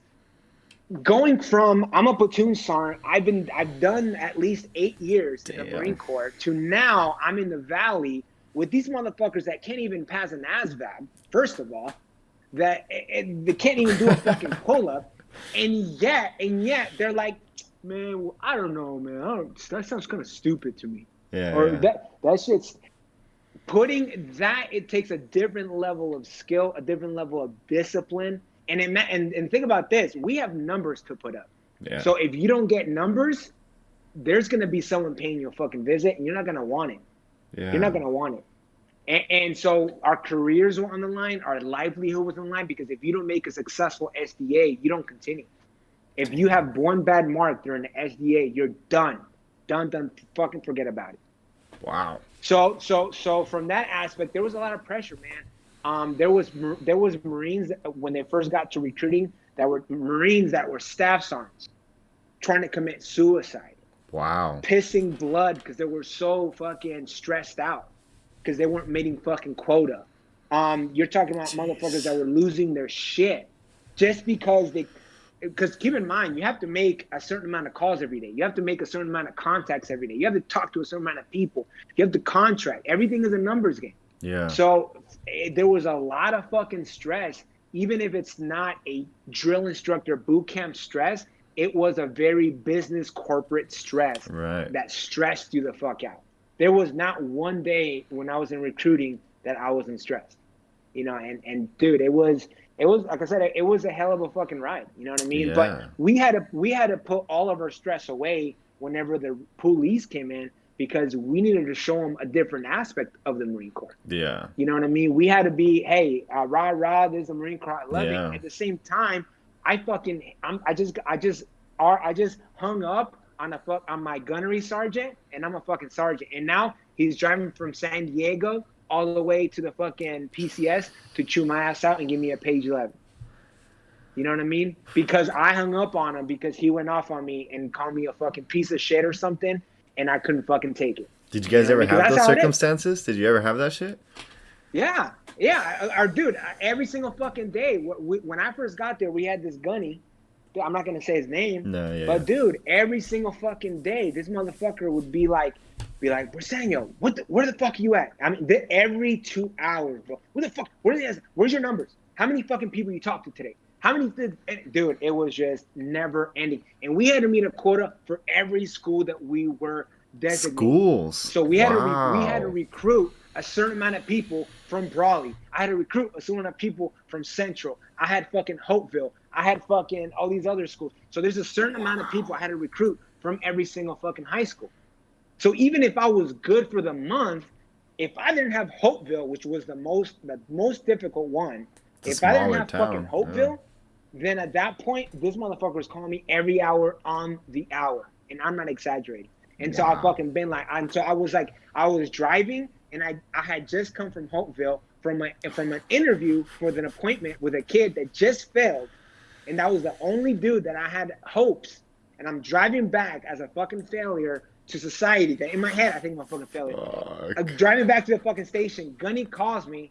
Hey, where the fuck's my Hopeville kid? Blah, blah, blah. I told you. Blah, blah, blah. And at that point, I was like, fuck you, Gunny.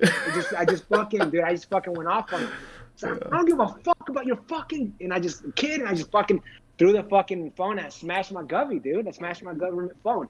Damn. And I broke that shit. And I didn't give a fuck, until fucking Carreño calmed me down and all this shit, but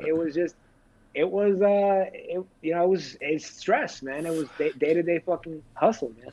Were you guys incentivized to go after seniors or juniors instead of like people who are out of high school already? Because I felt like seniors.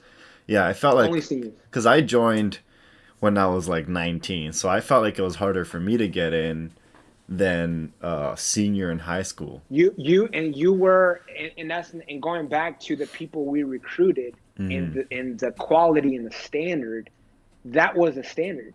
It wasn't just meeting the ASVAB, but also being a senior. But it's like, why the fuck does that matter? Yeah. It doesn't matter. But in the Marine Corps' eyes, it matters because here's why. Because we were so when I'm telling you that we have to make numbers, it's not like we're hurting. Right. Actually, we're actually doing so good. We're recruiting 6 months to a year out. Wow. Yeah. So the stress and the numbers and all that comes, there's no foundation for it because we're so far ahead. We were so far ahead that we had kids we couldn't even recruit. Wow. They were qualified, we just didn't have the space. Yeah. So the numbers and all this shit, that's what I'm saying. It comes from nowhere because we were so far out. So going back to your question about the seniors, the Marine Corps wanted seniors because since they're going to wait about a year to leave anyway, they'd rather have them in high school than out running the streets. That was their mentality. Okay. So So it became more of a liability yeah, aspect of it, but it wasn't because of the kid themselves.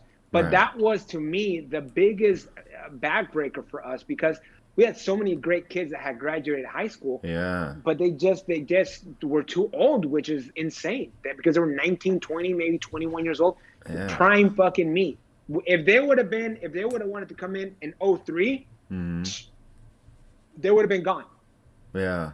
because they would have got picked up right away. When I came in, everyone, if you have fucking tattoos, the guide when I was in boot camp was an ex meth dealer, a white dude from Texas, used to sell meth out of his fucking trailer, Wow. fucking motor home, and they gave him an option. He was 25 to either do the fucking bid or go to the Marine Corps. No That's the kind of shit. motherfuckers they're recruiting back in '03. Wow. But yet now, flash forward to 2011, I can recruit you because you're 19 and you're out of high school. But Yeah. perfect criminal record, perfect Yeah. drug, no tattoos, Yeah. pass the ASVAB. You're too Yeah. old, buddy. It took forever. I was like, fuck. And I was like physically fit, and I was like, I was doing my run. I was doing everything. I was like, shit, man. Like, I should have gotten in a little bit earlier. I almost thought I wasn't going to be able to join, dude. Like, it was, but I get, And the only reason you joined, is because Carreño. yeah. Carreño stuck his neck out for you. Carreño Yeah. was the one that made it happen, and that's what we turned into. We turned into these mini lawyers. I remember a kid from Hopeville, one of my best kids from Hope, ended up being from Hopeville. Dude, the dude had stuff in his fucking record. I had to go to court. I had to go to the judge for him. I had to go, Jeez. I had to go testify for him at a hearing, so that they could drop the charges and that he can get fucking. And I'm not supposed to Wow. be doing that. The first thing they Yeah. tell us on recruiting duty is you cannot go to court for anybody. You cannot have the Really? Marine Corps. You cannot have the Marine Corps implicated in none of that shit. But I didn't give a fuck. Wow. I didn't give a fuck. This was a good dude. Yeah. He needed the Marine Corps as much as I needed him. I Yeah. needed a kid from Hopeville, but he needed the Marine Corps as well. All of his brothers were in prison. He was the last one, Oh, I think I and remember his him. mom, his mom was a older lady, and she didn't have any fucking money. He lived in some broke down fucking apartment complex, Yeah. and he told me, he's like, Briseno, I need this. I need this. Yeah. And I was like, and so you know what I did? He couldn't pass the ASVAB either, by the way. So you know what I did? I gave him all the answers to all the ASVAB No practice books that I shit. have, all of them, and I made him fucking memorize everything. I That's gave him awesome. everything I had, every opportunity I had, man, and he passed it.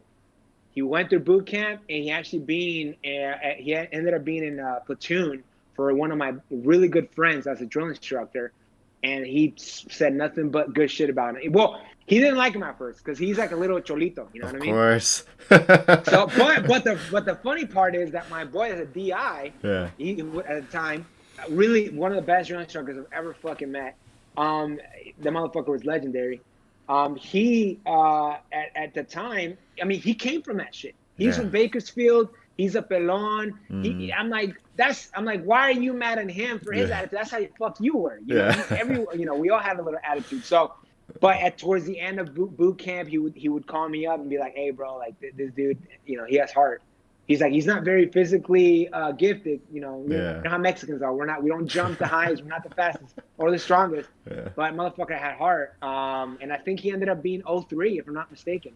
Nice. So I'm really happy for that kid. He was one of my success stories. I have a couple of them, but that dude in particular, being from Hopeville and the situation, Yeah. to me made the whole recruiting little fucking shit worth it. Yeah, I think some kids just need an opportunity, man, and an opportunity for them to actually like test themselves and A advance second and chance. yeah, man. A second chance. Everyone's human. Everyone fucks up. Yeah. And I think it's unfair to be done at such a young age, and for you to want to do something better, and that stop you when you're not even that person anymore. I have no Yeah. problem in vouching for you. I have no problem. I have no problem in sticking my neck out for you until you prove me wrong. And that's what I told him. I'm like, as long as you keep on showing up, as long as you keep on wanting to be here, Yeah. I'm gonna be here for you, and I'm gonna do everything I can for you. I'll pick you up, and I'll take you to the gym, and I'll get your pull-ups up.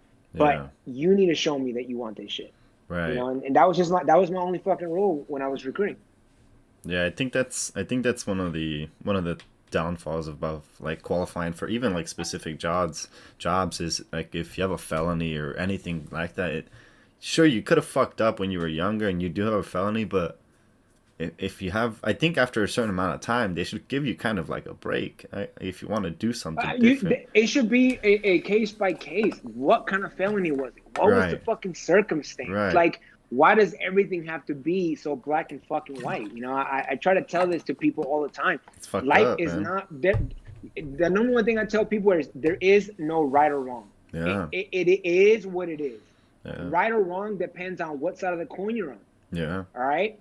To me, the deployments that I went on were the one that I went to in Afghanistan. It was a good deployment because we only lost 3 people, but we killed a lot of other motherfuckers. We killed a lot of people over there. Yeah. So if you ask them how my deployment was, I guarantee you they wouldn't say it was a good one. I guarantee they said the Marines came in here and fucked us up. Yeah. So there is no good or bad. So when you think about, oh, this motherfucker got a felony or whatever, there's a story behind that. You know what I mean? Now is there evil motherfucking people? Absolutely. Yes. And I'm not saying everyone is good, or I'm not a fucking hippie either. But I do think that there is certain people that are in that edge where they could easily go right or wrong, and the only thing they need is someone to listen to them and vouch for them, and they could do something positive instead of being a burden for society. How about we make him a positive? So this kid from Hopeville, right? If I would have give up on him, he would have been a burden for society. Oh, yeah. He would have for sure been in prison. He would have for sure. That motherfucker was carrying on knives already. I mean, he was already into this shit. He already had that mentality. So instead of doing that, I made him I gave him an opportunity to do something positive for himself. He did the work. He did everything, but he needed a fucking shot. And now, instead of being a burden, he is now idolized by a lot of these people because people are thanking him for his service. He's in a respectable field, wearing a great uniform. He's not robbing people. He has his own money. Yeah. He has his own insurance. He has his own life, and now he can do something positive. And when he gets out of the Marine Corps, guess what? Most likely he's gonna do something great. Yeah. Yeah. He's most likely gonna be a fucking cop or something. Well, there you go. You know what I mean? He ended up being the complete opposite of what he was. Yeah, it's just you would see it. You would see it in somebody. Like if they were to have a reoccurring shit, right? They kept fucking up. If they kept, that person's not going to change the route, right? Like they're going that way already. They keep doing this. They keep doing that. But if somebody fucks up once and they want to do something better, I think why not give them a shot? But obviously that's not up to us. That's up to up top there, and but I think they would get more qualified people, and I think more dedicated people, to be honest, because they're more dedicated, exactly. Because they're getting an opportunity to change their life and show people that they're no longer what once stained their record or tainted their family or whatever the fuck it was. So you ended up getting out of the Marine Corps. How would you say your transition was to the civilian world? Like, how would you explain that? It was hard for different reasons, personal and career. When I came out, I was going through a lot of stuff in my marriage, and we were actually going through a divorce at the time. At the same time, I just got out of the Marine Corps. I didn't know a sense of direction. I didn't know who I was. I think was the number one thing for me. I didn't know who Eddie was because I had been Staff Sergeant Briseno for so long that's really the only thing that my whole identity was the Marine Corps. So that to me took some adjusting to and I had to make the Marine Corps a chapter instead of the whole movie. You know what I'm saying? Or the whole book. So I had to really tell myself that chapter is done. I got to put a closing to it. I got to move forward. And whatever happened in the Marine Corps, whatever I did or didn't do, it doesn't matter anymore. No one gives a fuck. Yeah, no. Because in the civilian world, no one gives a fuck about anything you did in the Marine Corps. And this is such a hard lesson for a lot of Marines to understand, because we did a lot of cool shit in the Marine Corps, but that doesn't have any weight in the civilian sector. Not at all, So when I came out, I didn't know what to do. And when I started trying out, different things, I was going in with these 22, 25-year-olds that, didn't give a fuck. Yeah. And they were, you know, it was a different fucking world, you know, so I had to adapt to that. And I had to be like, okay, what is going to bring up my currency in this world? Because in the Marine Corps world, my currency was my rank and my ribbons. Right. And I was good.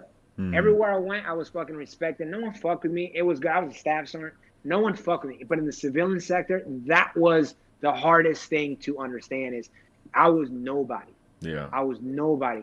And so that to me took some time, along with the personal stuff and everything else. But I believe, and I don't want to sound corny or anything like that, but I believe that college really did teach me that, you know. It gave me, I don't want to say that the college taught me shit, but it taught me how to think.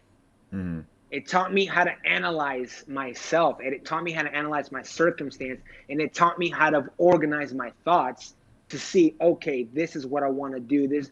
So I interacted with so many different people, and I had a couple of good professors that made me think outside the box, where I was able to know and find out who I was through papers, through stupid shit, through writing.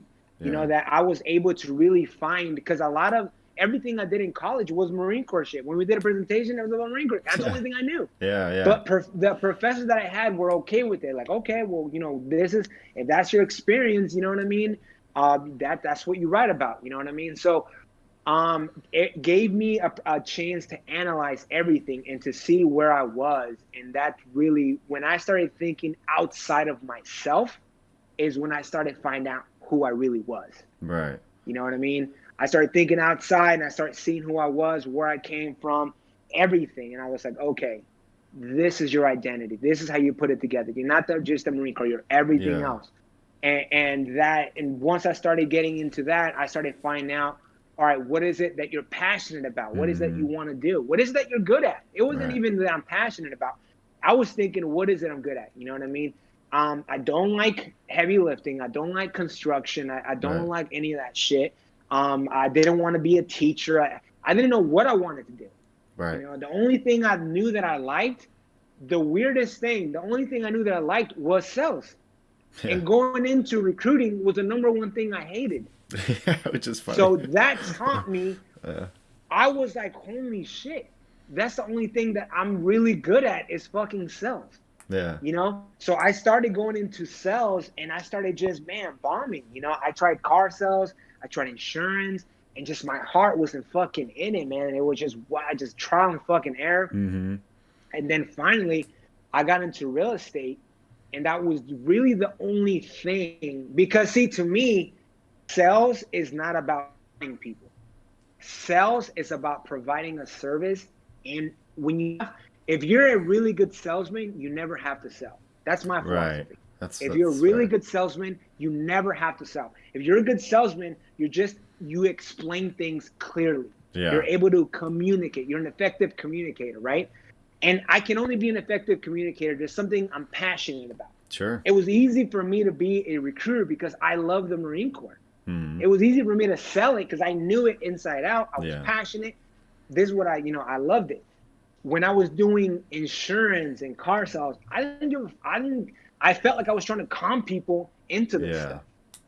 You know what I mean? And it wasn't until I got into real estate that I was like, holy shit, like this is something that people actually need. Yeah. Information a lot of people don't know about. And it's a skill that once I master this skill, it can make me a lot of fucking money. Yeah.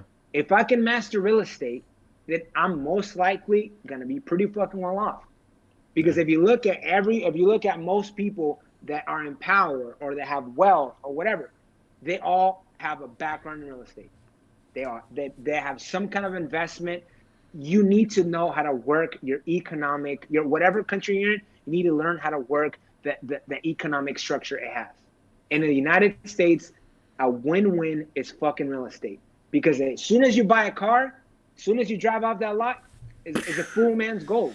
It's done. Yeah. Insurance, I mean, that's great, but I mean, most likely, it's not even gonna cover shit. It's gonna cover your fucking your funeral, and that's about it. Yeah. You know what I mean? I mean, it wasn't something that I could dig my fucking teeth in. And with real estate, everyone needs a place to live. Yeah.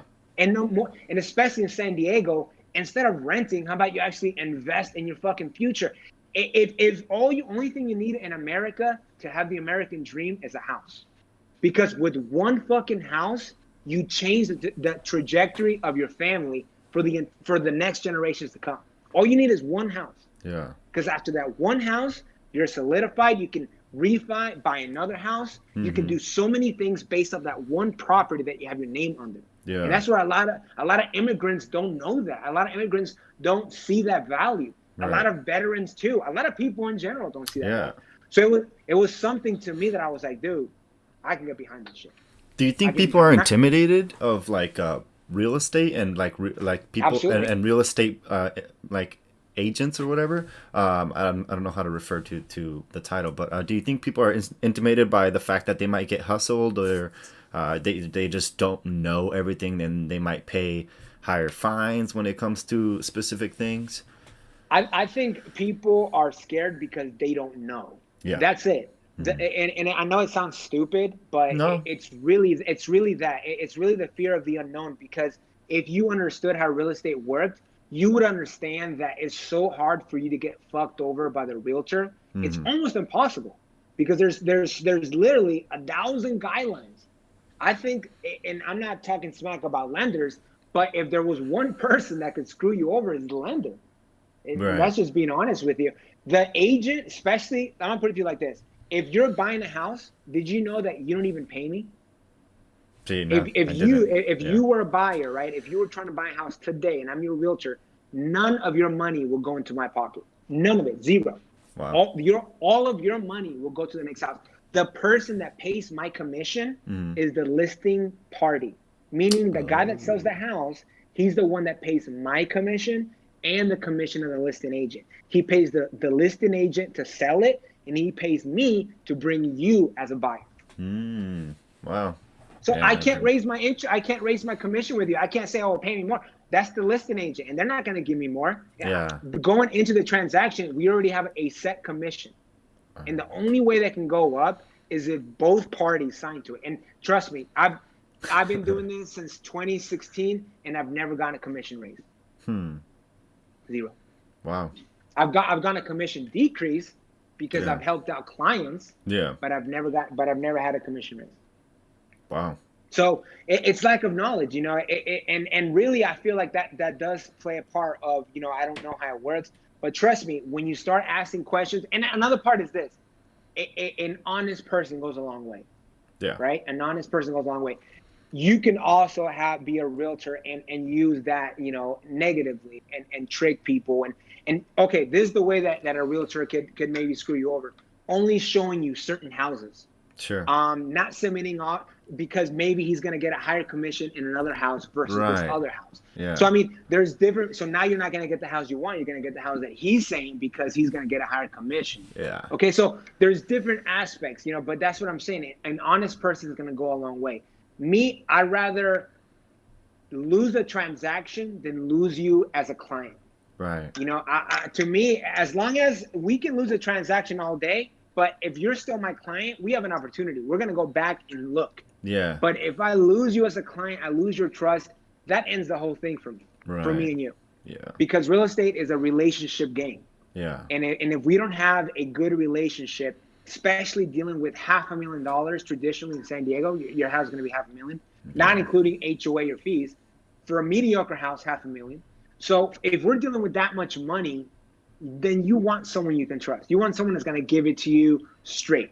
Yeah. Someone is going to tell you whether you like it or not, because there's going to be a lot of things you're going to be like, dude, fuck, this shit's expensive, or can't we ask him for this, or this is broken, or the fucking toilet this, and all. You're going to want someone that tells you, hey, you're covered, or hey, nah, man, that's on you. You know what I mean? So you want that, you know? So from that aspect, yeah, I could see the distrust, you know, but that's why you interview different agents. You don't have to go with the first agent that hits you up. Yeah. And if you don't trust that, motherfucker, dump him. Yeah. Dump him. Call me. You know, shit. Yeah, shit. But you know, do your different interviews. Sit down and talk to him, or via Zoom, whatever makes you comfortable, and just ask him some questions and feel him out. You know, even if it's not a trust thing, but maybe you just don't vibe with him, or maybe you know he kind of looks stuck up, or maybe he's not going to be attentive to you. Sure. Maybe you're texting him and he's not engaging because your budget is $450, Right. and he's dealing with clients that are $850, $1 million, whatever the case is. Well, what do you recommend are some questions that somebody who's just starting to look for a realtor to ask to kind of feel out the individual? I would say ask. That's a tough one. I would say ask questions ask something that you really have a question about, and most of the things you can find online. To tell you the truth, you don't Sure. need to ask the realtor anything. What I would do is this: do your research by yourself. Don't ask questions. Do the research by yourself. VA loan, whatever. You know what I mean? And then go to someone and be like, hey, what's up with this? I read online is this. Can you tell me more about that? Have a specific question when you're talking to the realtor. Don't just ask them, oh, how's the market doing? That's such a stupid question, because it's like, go online and see yourself. Yeah. I don't know. Everything online is the same shit we see, Right. with the exception of very few properties. But most of the properties that you can see on Zillow and Realtor are the same fucking properties that we're going to show you. So what I would say to buyers is do your own research. Go into realtor.com, go into Zillow.com, check out the homes that you're looking at. Have a specific question in mind when you speak to the realtor and say, okay, based off of this price, with this HOA, how much would my payment be? Yeah. That is a specific question. Yeah. You know what I mean? So that's where you're getting into better stuff, because at that point now you give him more ammunition to give you a specific question. Right. You know what I mean?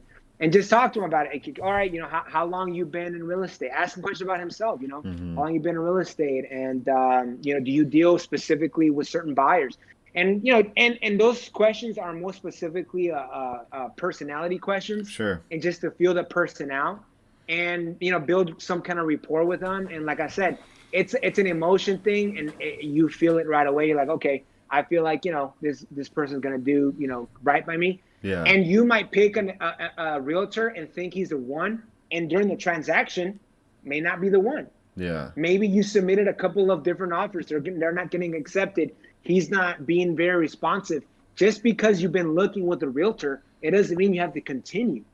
Then you also have that option as a buyer where you can go ahead and dump that person as soon as you want. Yeah. You know what I mean? So it's like he's trying to earn your business. So Right. think of it that. Don't be a dick about it either. Right. Oh, well, you have to, but have some kind of common sense and be like, okay, as an agent, you have to be attentive. As an agent, you have to be proactive. And just make sure that he's feeding your needs. If you work at night and you're only available during the daytime, he should be available to pick up your call. So those kind of things, attention to detail, is really what makes it or break it. Because if you submit an offer and he's not on top of it, you might get outbeat by someone else just because the other person was more attentive, the other agent. Yeah. So paying more attention to their clients and answering them whenever they're calling, or shit like that matters at a small and big scale. So I guess we can get back to your transition. We went a little bit on a real estate thing, but we can get back to that. So you obviously dealt with your own struggles when you got out of really kind of figuring out who you are, and that's kind of how I felt as well. It was just like, who the fuck am I? I'm still struggling with that now because I haven't been out for too long. What would you say were some things that you did? Obviously, you went to school, right? Is what you were saying that helped you a little bit. Were there any other things that you would recommend to people who were essentially going through the similar struggles that you were, that could potentially help them? I would say definitely talk to somebody. I had a good friend of mine that I still talk to, and he was getting out during the same time. So what I would suggest is, if you're transitioning, find someone else who's transitioning. And being going through that with someone else helps a lot, even if they're not in your city, even if they're not in your state, but someone that you can reach out to and talk to. And you don't even have to talk to them about the transition. Don't talk to him about what you're stressed out. When I talk to my boy, I don't talk to him about my stress. When I talk to him, it's all fun and games. It's all bullshit. It's stupid ass jokes, stupid ass references, but it's something that gets my mind away for a little bit, takes me away from my fucking day, takes me away from my stress. So if I was to suggest anything, do that, have someone to talk to. Another thing is physical, man. Take care of your physical. A lot of you Marines get fat as fuck when you get out. Don't get fucking fat. Yeah. Don't get fat. And that's just a mental thing, dude. Yeah. If you look good, you feel good. Yeah. And if you feel good, you play good. There you go. And if you play good, they pay you good. All right. So that's the way I think about it. Yeah. You know what I mean? And that's the way that we get told in sales. If you feel good, you play. You're gonna make that sell. Yeah. But if you're fat, if you're out of shape or whatever. So what I would say is keep that same discipline. If you're injured, I don't want to hear no fucking excuses.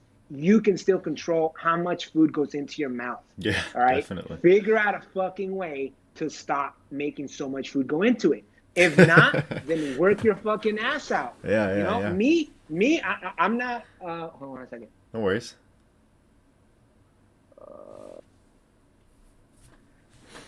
Can you hear me? Yeah. Okay. I'm not the kind of guy that likes to work out all the time and shit like that. So I have to watch what I eat. You know what I mean? I have to, all right, pick my fucking battles. All right, I ate this shit. Now I can't eat that. Yeah. You know what I mean? But that all plays into it because when I got out, I got weight too.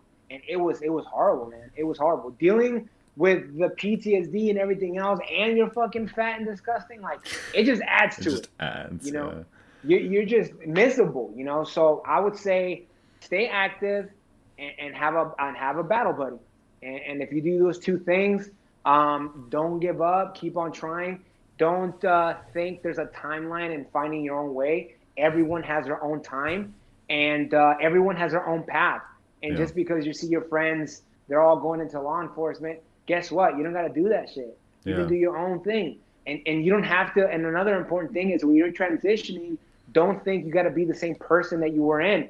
If you think differently, if you feel differently about other stuff, you can say that you feel different now and that you change your point of view. A lot of people are so afraid to admit they're wrong or they feel different that, they just keep on with the same old stupid shit, Grow as a person, grow as an individual. So if you grew from a certain mentality, that's okay. You don't have to like the same shit you liked before. You know what I mean? I mean, we're all growing up. I used to be a lot.